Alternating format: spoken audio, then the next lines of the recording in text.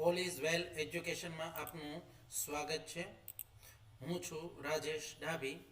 આજનો આપણો આ વિડીયો છે સીઈટીનું રજિસ્ટ્રેશન જે શરૂ થયું છે તે રજિસ્ટ્રેશન કેવી રીતે કરશું.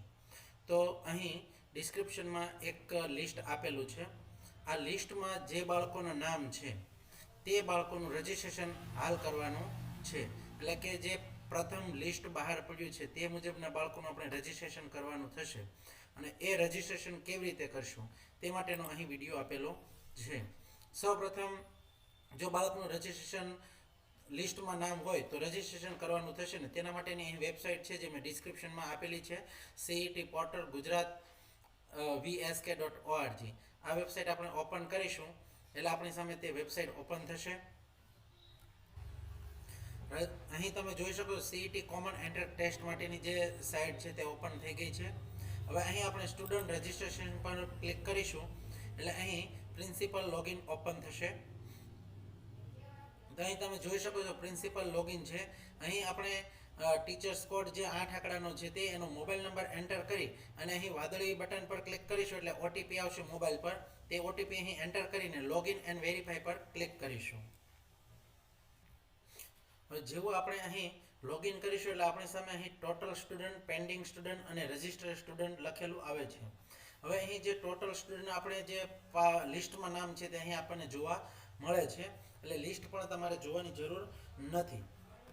હવે અહીં પેન્ડિંગ એટલે કે આ જે સ્ટુડન્ટ અહીં ટોટલ છે એમાંથી પેન્ડિંગ જે છે એ પણ અહીં જોવા આપણને મળે છે. અને અહીં રજિસ્ટર્ડ સ્ટુડન્ટ છે તે આપણે જ્યારે રજિસ્ટ્રેશન પૂર્ણ કરશું ત્યારે આપણને અહીં સંખ્યા જોવા મળશે. હવે અહીં આખું લિસ્ટ છે તેમાં તમારે જે બાળકનું રજિસ્ટ્રેશન કરવાનું હોય તેના પર આપણે અહીં એડ પર ક્લિક કરીશું.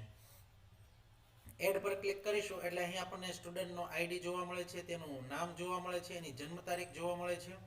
અને અહીં તમે જોઈ શકો છો કે બર્થ સર્ટિફિકેટ ઓપ્શન આપેલો છે. ત્યાં આપણે ચૂઝ ફાઇલ પર ક્લિક કરી અને આપણે અહીં JPG, JPEG, PNG, PDF 5 MB થી નાની સાઇઝની ફાઇલ અહીં આપણે અપલોડ કરીશું. અપલોડ થાય ત્યારબાદ તમે એને વ્યૂ કરીને જોઈ શકો છો. ત્યારબાદ અહીંથી આપણે કેટેગરી સિલેક્ટ કરવાની રહેશે. હવે જો તમે ઈડબ્લ્યુએસ સિલેક્ટ કરશો તો અહીં ઈડબ્લ્યુએસનું સર્ટિફિકેટ જે છે જેપીજી, જેપીઈજી, પીએનજી, પીડીએફ સાઇઝમાં અપલોડ કરવાનું રહેશે. ઓબીસી સિલેક્ટ કરશો તો એ મુજબ, એસસી એસટી સિલેક્ટ કરશો તો એ મુજબનું સર્ટિફિકેટ અહીં સિલેક્ટ કરવાનું રહેશે. આદિમ જૂથ સિલેક્ટ કરશો તો અહીં સબ કેટેગરી આવશે જેમાંથી આપણે તેનું સર્ટિફિકેટ અપલોડ કરવાનું રહેશે. તો અહીં સર્ટિફિકેટ અપલોડ કર્યા બાદ અહીં આપણે સ્પેશિયલ નીડ્સ એટલે કે જે 40% ની ડિસેબિલિટી હોય અથવા એના કરતાં વધારે હોય તો એના માટેનું આપણે યસ પર ટિક કરીશું. ટિક કરીશું એટલે અહીં ટકાવારી છે તે આપણે દર્શાવવાની રહેશે. ડિસેબિલિટી જે ટાઈપ છે તે અહીં સિલેક્ટ કરવાનું રહેશે ને તેનું પ્રમાણપત્ર આપણે અહીં અપલોડ કરવાનું રહેશે. આટલું અપલોડ કર્યા બાદ અહીં આપણી પાસે એની એજ્યુકેશન ડિટેલ આવે છે એટલે કે પહેલું ધોરણ, બીજું ધોરણ, ત્રીજું, ચોથું, પાંચમું કઈ સ્કૂલમાં ભણેલ છે તે માહિતી અહીં જોવા મળે છે. વિદ્યાર્થીએ ધોરણ 1 થી 5 માં સળંગ સરકારી ગ્રાન્ટેડ શાળામાં અભ્યાસ કરેલ છે? યસ. જો અહીં પ્રાઇવેટ શાળામાં વચ્ચે બાળક ગયેલું હશે તો અહીં પ્રાઇવેટ લખેલું આવશે અને એના આધારે જ અહીં આપણે રેસિડેન્શિયલ ડિટેલ પણ છે, ડિસ્ટ્રિક્ટ, બ્લોક અને વિલેજ કયું છે તે પણ માહિતી જોવા મળશે. હવે જે આપણી વાત હતી કે અહીં પ્રાઇવેટ સ્કૂલ કે એવી કોઈ ડિટેલ હશે તો અહીં જે એને સ્કીમ છે તે બદલાઈ જશે. જેમ કે બધો 5 ધોરણ એને સરકારીમાં અભ્યાસ કરેલો છે તો શો સ્કીમ પર જશો તમે તો અહીં આ 3 સ્કીમ એને જોવા મળે છે. જો નહીં હોય તો અહીં સ્કીમ જોવા મળશે નહીં અને જે પ્રાઇવેટમાં હોય એને પ્રાઇવેટ ગણી અને પ્રાઇવેટ મુજબની સ્કીમ જોવા મળશે. ભલે અત્યારે સરકારીમાં ભણતા હોય પણ 1 વર્ષ પણ એને જો પ્રાઇવેટમાં કરેલું હશે તો એ મુજબની સ્કીમ જોવા મળશે. ત્યારબાદ અહીં વાલીનો મોબાઈલ નંબર એન્ટર કરવાનો, સેન્ડ ઓટીપી પર ક્લિક કરી અહીં આપણે ઓટીપી એન્ટર કરીને વેરીફાઈ કરવાનો રહેશે.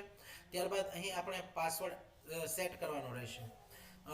બધા બાળકો માટે આપણે અહીં અલગ અલગ પાસવર્ડ છે તે સેટ કરવાનો રહેશે.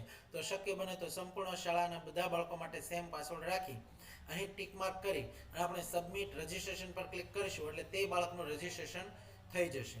તો આવી રીતે આપણે રજિસ્ટ્રેશન કરીશું અને દરેક બાળકોનું રજિસ્ટ્રેશન તમે કરશો. અહીં રજિસ્ટર્ડ સ્ટુડન્ટ છે તેમાં સંખ્યા જોવા મળશે અને જેટલા બાળકોનું રજિસ્ટ્રેશન કરશો તે અહીં આપણને જોવા મળશે. તો આવી રીતે દરેક બાળકોનું રજિસ્ટ્રેશન કરવાનું રહેશે. જો આપણને આ વિડીયો પસંદ આવ્યો હોય તો અમારી યુટ્યુબ ચેનલને લાઇક કરો, શેર કરો અને સબસ્ક્રાઈબ કરો. ધન્યવાદ.